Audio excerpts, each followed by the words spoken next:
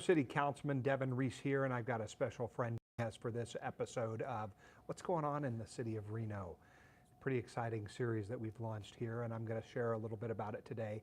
But I want to get out with a little bit of background first, because it's a special week. There are two things happening this week, actually three. It's National Nurses Day today. Woohoo, go mom, a nurse of 50 years. But it's also two important weeks here at the city because it is Public Service Recognition Week, which is exciting. It's a time to celebrate all of our folks who have chosen to work in federal, state, and of course municipal, local government.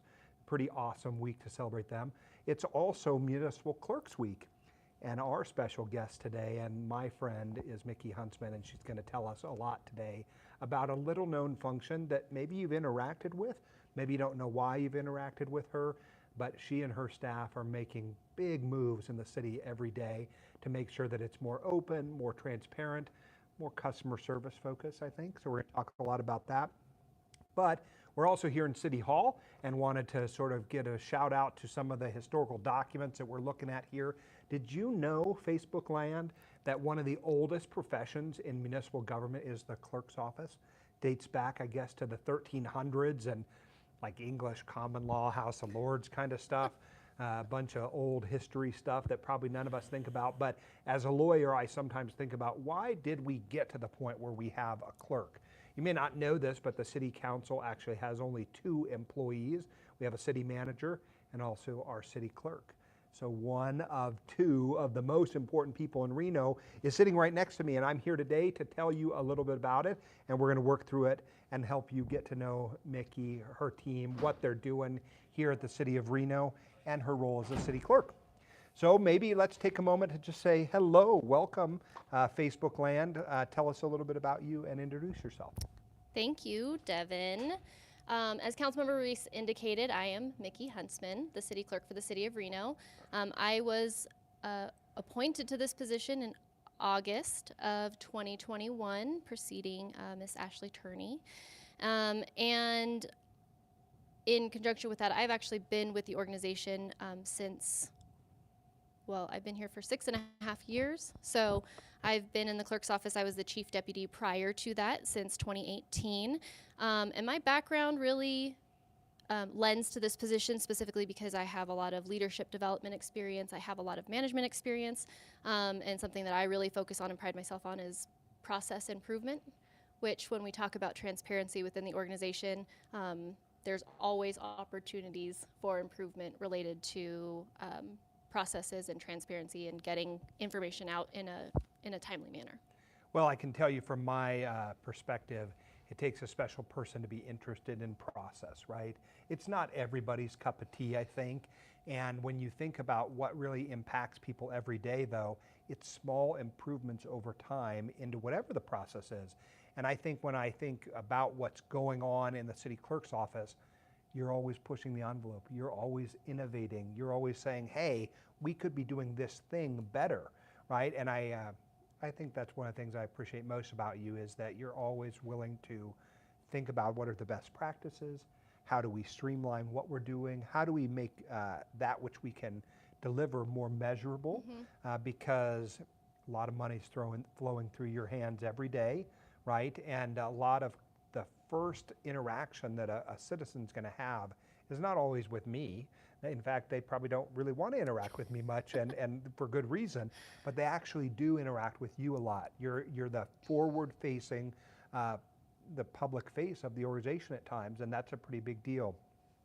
You said you'd been with the city for 6.5 years, and now in the role as our clerk for a little more than, or almost a year, coming up a year and a half?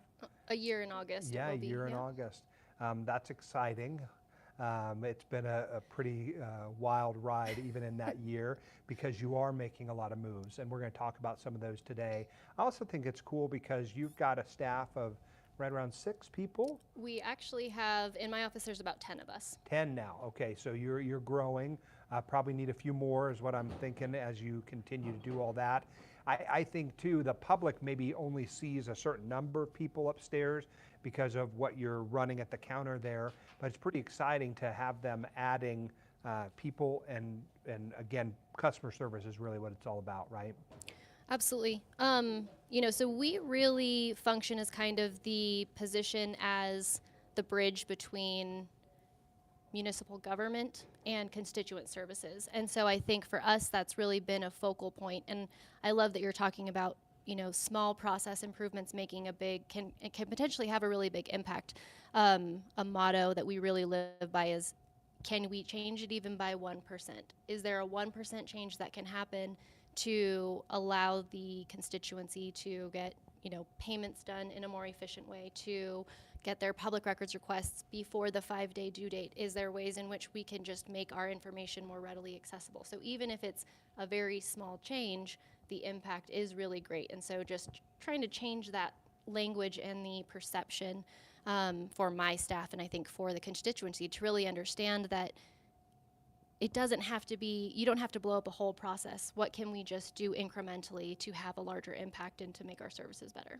And what would you say is your favorite part of the job? I mean, some folks are going to say, well, I don't really understand what you do, and we're trying to change that through these kind of interactions.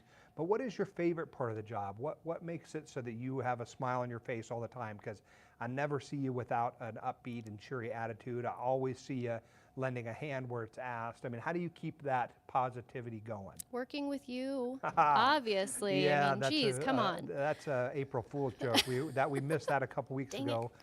But you must have a part of your job you really do enjoy. Yeah. Because I have come up with a very strong background in customer service, genuinely, I think for me, being able to provide services in a way in which helps facilitate the community to understand who we are and what we do, to help bridge the gap between our council members or our staff members to the community, really having that opportunity to shape what that looks like for the organization has been something for me that has just been one of my favorite parts in the year that I've been here. We do have some really big plans coming up and automating some of these things, but I think being able to really dive in and figure out what areas are broken or what areas are maybe not broken but just need some help to come to fruition has definitely been the thing that I have enjoyed most in my position.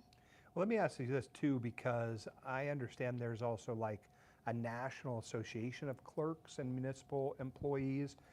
You're a leader in your field, and I often hear from other municipal entities, whether it's the county or the city of Sparks or even at the state level, they're always talking about what you're doing. You're out front leading, and you're really helping to improve process, not only for the city of Reno, but people are calling you and they're saying, hey, you've got it dialed in. How can we do that? And also, I suppose, when you're trying to learn new things, you're the first person out there asking others, because we often come to you and say, well, have you tested your idea against other clerks? How do you do all that? Not without great support staff, honestly. I think we have built a team in our office that cares a lot about the services that we provide as well. And you're right. So we have a local group of clerks who are phenomenal. I think we're very lucky to have Jan at Washoe County and to have Lisa at the City of Sparks, and they're really interested in doing better and making changes for our local constituents. In the state, we do have a Nevada Municipal Clerks Association, which is, we have clerks all across from all municipalities, big and small. Our functions are all different. We have different reporting structures, but really being able to come together as one brain and say, hey, what's working, what's not working, utilizing each other's resources has been really great. And then additionally, we do have a international, so we have a national, but really it's an international group of municipal clerks that we work with as well. Actually, at the end of this month, I will be attending the conference for the Municipal Clerks Association. And what's even more cool is that we just won a bid, so we will be hosting the National Clerks Association meeting in 2026. So being able to kind of really get into the nitty gritty with that group of professionals is really exciting and something that I'm looking forward to. Yeah, I think that's just a testimony to the work that you're putting in, the innovations that you bring to the table, and I'm pretty excited that you're going to be hosting that national conference, because it really puts Reno on the national stage and allows you to kind of grow the experience, not only for yourself, but also for your staff. Why don't you tell us, maybe break down, are there like 5 top things that you do? Because it's very strange to me, because sometimes I'm like, well, who does that in the organization? And it always leads back to you. Yeah. And I know we've been trying to uncouple some things and we're trying to grow some things, but tell us and tell Facebook really, are there like top 5 things you do, or Yep. is it top 25 things? Tell us a little bit about that. So our office it's cool in the way in which we manage and work with constituent services, obviously, but we really touch every department in the organization. So we really like to be one of the nerve endings or one of the nerve points to just be able to say, hey, we offer central cashiering, so we touch the finance documents. If any of your taxes or your sewer bills or your business license or your building permits, all of that comes through my team in my office.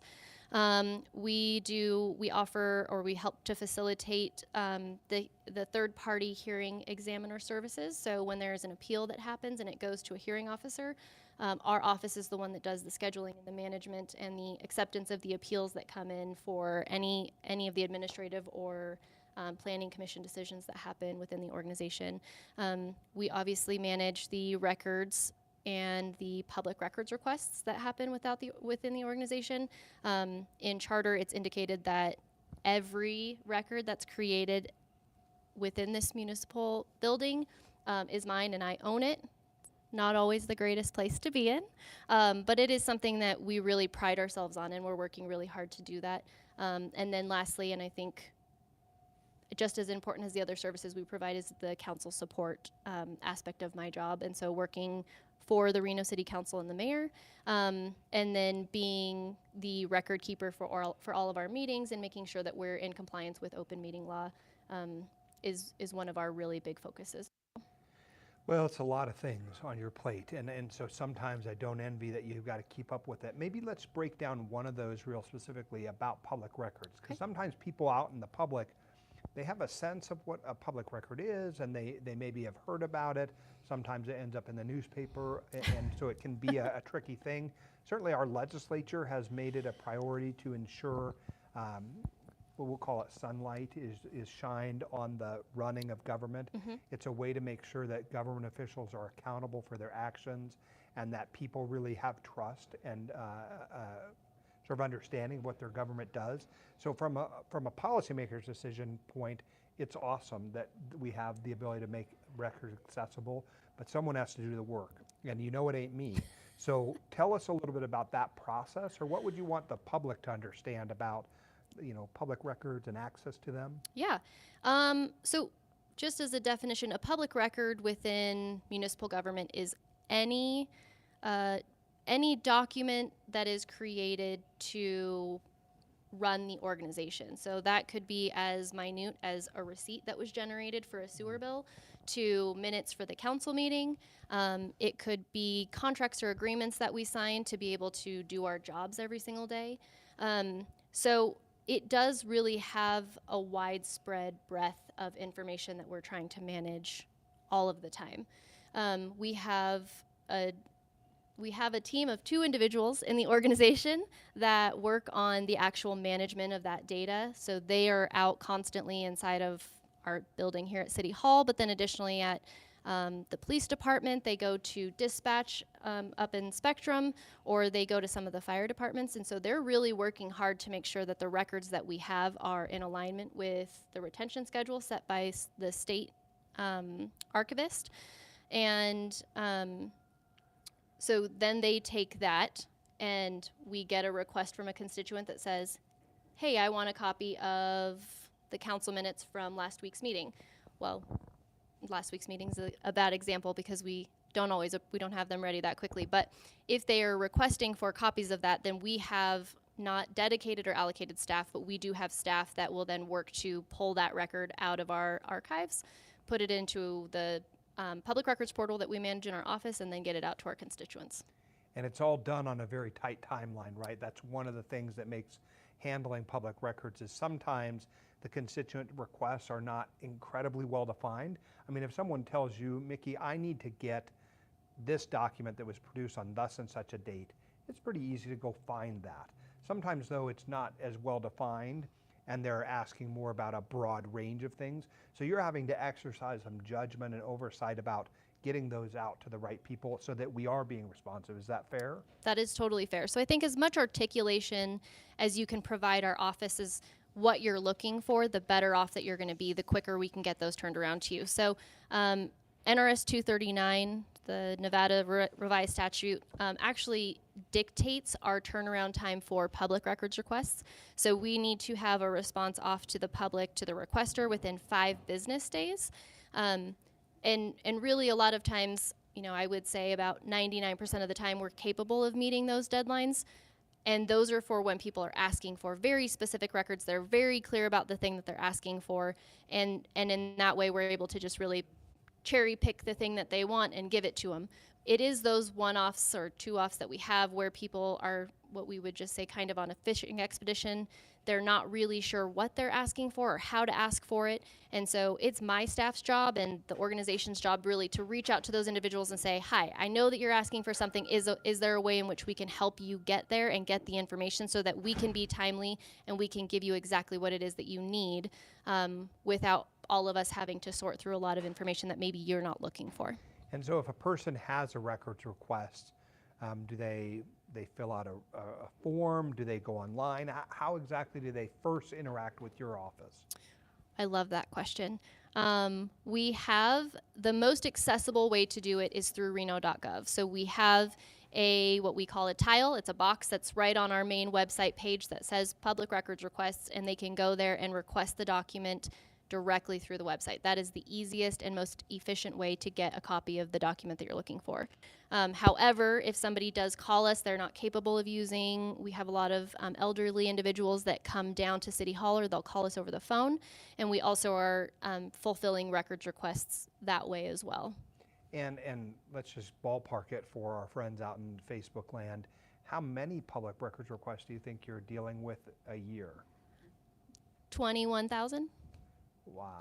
And you have 2 people?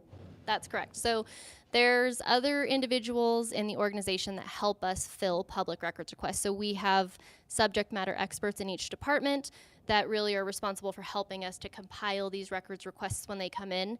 But those individuals have other tasks as well. So they're not solely sitting at their desk filling public records requests 8 hours a day, 40 hours a week. And the 2 individuals that I have in my office also aren't solely responsible for filling public records requests. They're really the management of the records. So making sure that we're in alignment with retention, making sure that we have resources and that those documents are accessible when somebody does ask for them.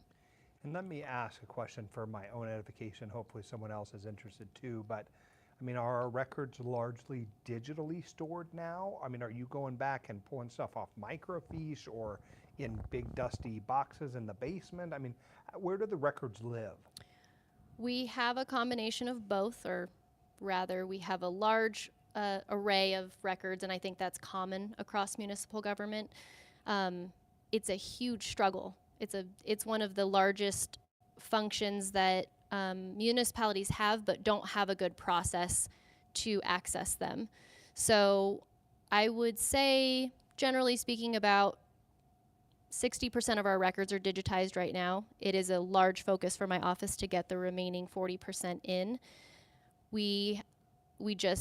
It takes time and resources and staff. So a lot of times we're asking constituency just to be understanding and understand that what you believe might just be a click on the computer isn't. We might actually have to recall those papers, dig through the dusty piles of who knows what's in that box, scan that paper and get it off to the requester. So it's a direction we're trying to go in. It is microfiche. It is dusty papers. It is rolls. We actually just worked with the University of Nevada, Reno to digitize our original documents of inception. They were in bound books and other things. So and we're super excited to have those accessible through the university library. So that was something really cool we were able to do. Well, and it's super interesting to me. Your role is like historian, detective, lawyer, police officer, government official, accounting. I mean, there's a lot going on there that I hope the public understands.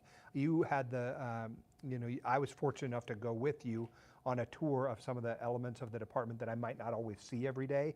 And what I am struck by as I went into this room, it was a small room, but it had this massive, we'll call it printer, scanner, copier, fax machine, but bigger than my car. And there were like work orders, and it was, your staff was tasked with making sure that, paper got into this machine and got into the machine in a way that made sense to you as you're digitizing it. And I think what the public might not understand fully is that it is a process, and it's probably a process that you have, in those small ways that you have improved the process, have worked to make sure is creating accessibility. And I just don't think people fully understand, when you're an organization of 4,000 or 5,000 people through all the departments, that every piece of paper they're creating every day is a record and must be retrievable to someone who seeks that if they so choose, right? So if I shoot off an email, if I write a note, whatever it is, that is potentially something you have to find. And so I think it's a pretty big deal, and I hope our public understands that. Can we come back to something you were saying earlier and really focus on this too? You talked a little bit about the function of running the city council meetings, and I don't want to gloss over that, but also it's probably one of the areas where people can see it, and so they kind of understand what's going on. But when the public comes to a city council meeting and they register to make public comment, you are the keeper of that particular record too, is that right? That's correct. So whether it's the person in chambers that has come digitally, so we are responsible for retaining that information, also distributing it to the Reno City Council to make sure that they have it in their deliberation so that they're aware of what the constituency is asking for, which way they're leaning, and really just for transparency. So we make sure that those comments are also uploaded to the meeting portal and accessible to the public prior to the meeting starting. And we actually, I think we're ahead of some of the other municipalities in the ways in which we're offering access to the public for those public comments as well. So, you obviously can show up in person. We do have an online public comment form through reno.gov/public comment. We allow constituents to email us directly at publiccomment@reno.gov. We have a transcription voicemail service, which the constituents can call. And then lastly, and in the pandemic world, we have learned that Zoom is a very accessible and easy way for people to log in and engage with their elected officials and with the public. So we also offer the option to participate via Zoom during the meetings. Well, and so that people understand, about 4 or 5 times a week, I get an email from your office that says, here are the public comments that have come in a particular period, because it's my job then as a council member to read them, right? And sometimes people are expressing concern on multiple items, but you've organized them, you make it in a format that I can gain access to it. I read all of those comments before. Sometimes people imagine that they're shouting into the void, and I just want to make sure people understand that your office packages them in such a way that they get to us, and then we can read them so that we know if people are interested in parks or if they're talking about fees, whatever it is, your office is collecting those. They aren't going to like the circular filing cabinet, right? The trash bin, right? They're actually being read, being thought about. As you said, they can appear by Zoom, they can write a letter, write an email, call, all those things. Now the transcription services are a little bit, we'll just say they're a little bit wonky. Oftentimes it's not translating literally what is being said. It's kind of one of those things where you have to read it and interpret it, but it's better than nothing, I suppose. Right, and I think the transcription service, the intent behind it is really just to have that permanent record. So it allows us to keep that as a part of the council packet for perpetuity. So it's not something that if the recording ever goes missing or we lose it, we still have a record that that person took the time out of their day to call and to tell you about what they needed or how they felt about something. And we really wanted to make sure that they were able to get that into the record and then it's logged forever. And in fact, some of the questions that we're getting both live and we've gotten in the run-up to sitting down today have dealt with that, and we've tried to address them. One of the questions that one of the folks who was interested in this Facebook Live said, Ann asked, when you're off duty due to sickness or personal time, who does your duties? Like, you are the hub in a spoke of, on the wheel. So if you're not here or if your staff is out, is it like the next person standing and next person up? What happens? Shout into the abyss and whoever shows up. So if I call your name, Anne, you're next in line. Right. I am fortunate enough to have a chief deputy city clerk in which I appoint. So I am appointed, like you said earlier, by the Reno City Council, and then I have 2 appointed positions, and one of them is the chief deputy position. So Melissa Chancel Harry is my chief deputy city clerk, and she joined us in September of 2020. She joined us actually as the record manager and has moved up with me into this new role. And so when I am not there, she is second in charge, and additionally me. So maybe this is the point which I tell you, you need Take a time off. vacation, right? Municipal Workers Week and Public Service Employees Week, and I'm sure I butchered those both. But my point is that you work hard, and we want to make sure that we have people who are energetic and thriving in their roles, and so we don't want to burn you out. And sometimes in a role like yours, it's underappreciated, but absolutely essential, because we cannot do all the things of the city unless you're doing your job, and we want you to do that well. We had a couple other questions that came in from Facebook, and I just want to take a look at my notes. And I'll also say the one thing that continued to come up in conversation with people is they want to understand any kind of planned technology upgrades. Like, it's constantly evolving. I think at our last city council meeting, there was a new agenda management software system that was selected, and that's pretty exciting. Do you want to tell the public about that? Because I know we got a question during the Facebook Live about that. That is one of the most exciting things I think that's happening in the organization, is some of these working with the Innovation Experience Department to make sure that we are leading the charge in some of these changes. Our agenda management platform that we're currently using is antiquated. We've been using it for, I think, 12 years now. And it's just time. It's time to make our records, like we've been talking about, making them more accessible, making council meetings easier to run. That's a big thing that we experience. If anybody has ever come down and sat in chambers and gone through a meeting with us, they know sometimes it can be clunky and hard. So that's one that we're really looking forward to revamping and launching. We're working on a new boards and commissions module, which will be super, it works in alignment with our agenda management, so that those appointments and the process to get our boards and commissions members trained and make sure that we're all running meetings in the exact same fashion, and so for more continuity and consistency. So that will also be launched here in the next couple of months. And the last one, and most exciting, I think, too, is that, again, as we've been talking about, the public records is such a big part of my job and such a big part of this organization.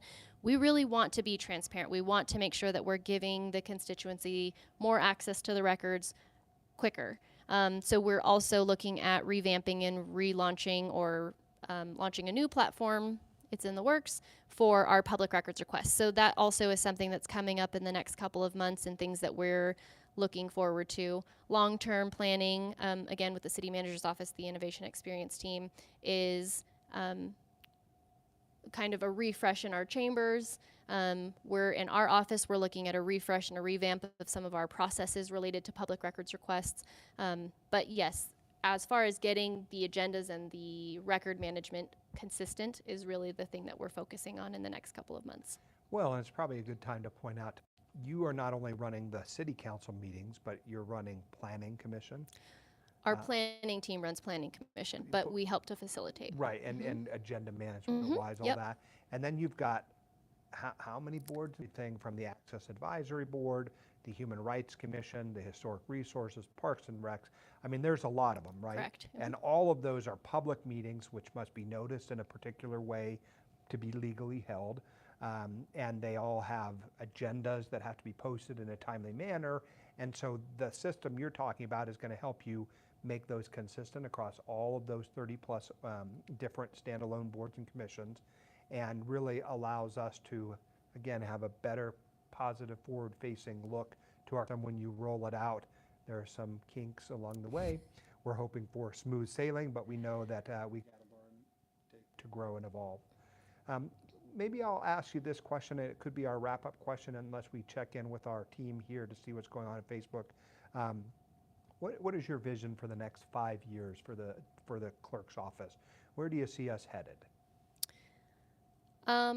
That's a great question. I think that at least initially getting that 40% of paper into the digital world is one of our first. The second is really the process improvement for records requests.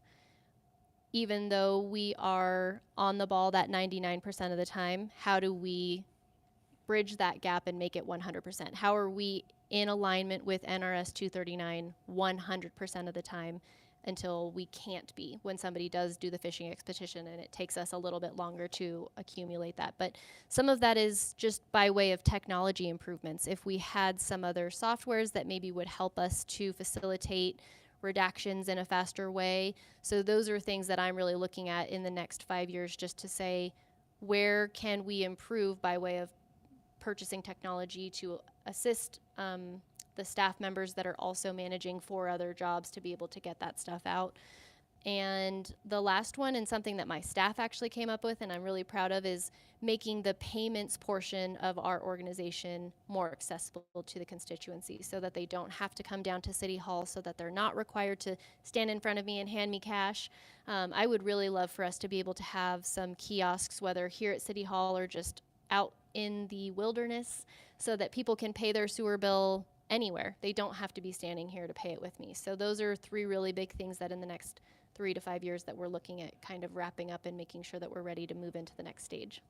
Well, I'm very excited that we took the time to share all this information with the public, because I do think it helps explain. Sometimes folks in the public are just not fully aware of what you're doing.